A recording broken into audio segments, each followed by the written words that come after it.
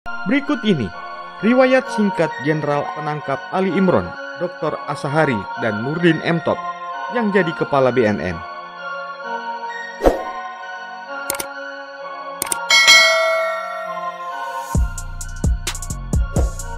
Presiden Joko Widodo resmi menunjuk Irjen Polisi Martinus Hukom menjadi Kepala BNN, menggantikan Komisaris Jenderal Polisi Petrus Golose yang memasuki masa pensiun. Pengangkatan Irjen Martinus Hukom sebagai Kepala BNN tercatat dalam Surat Keputusan Presiden Nomor 182/TPA/2023.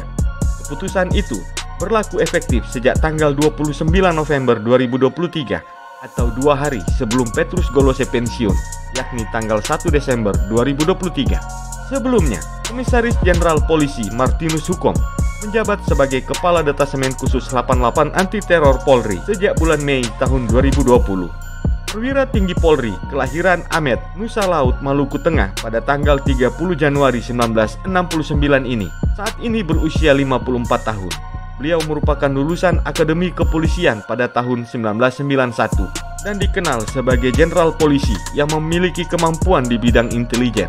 Maka tidak heran beliau mendapatkan banyak prestasi atas kinerja yang diberikan selama karirnya di bidang intelijen. Semenjak lulus dari Akademi Kepolisian tahun 1991, beliau kemudian melanjutkan karirnya sebagai analis intelijen Satgas Anti Teror Polri selama 13 tahun, mulai dari tahun 2002 hingga tahun 2015. Selain itu, beliau juga sempat mengemban tugas sebagai Kabid Intelijen Densus 88 Anti Teror Polri pada periode tahun 2010 sampai tahun 2015. Karir Martinus Hukom terus melejit ketika beliau ditunjuk sebagai Wakil Kepala Densus 88 Polri 2 kali, yakni tahun 2015 dan di tahun 2018. Beliau pun sempat menjabat sebagai Direktur Penegak Hukum Kedeputian Bidang Penindakan dan Pembinaan Kemampuan Badan Nasional Penanggulangan Terorisme di tahun 2017. Berkat kepiawaiannya dalam menjalankan tugas sebagai Wakadensus, beliau berhasil mendapatkan kepercayaan untuk menjabat sebagai Kepala Detasemen Khusus atau Kadensus 88 pada tahun 2020 sampai tahun 2023, sebelum kini diangkat menjadi Kepala BNN di tahun 2023.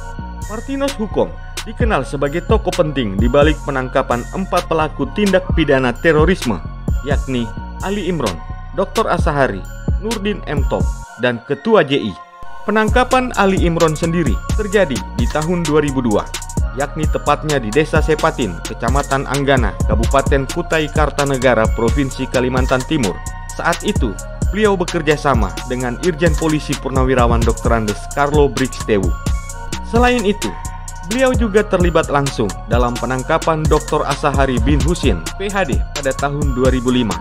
Hasil dari penangkapan ini, beliau mendapatkan kenaikan pangkat luar biasa dari pangkat Kompol ke AKBP. Dan untuk selanjutnya juga, pada tahun 2010, Komisaris Jenderal Polisi Martinus Hukom berperan aktif dalam penangkapan Nurdin Muhammad Top.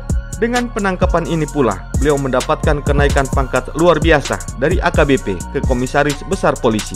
Itulah dia, riwayat singkat Jenderal Polisi penangkap Ali Imron, Dr. Asahari, dan Nurdin M. Top.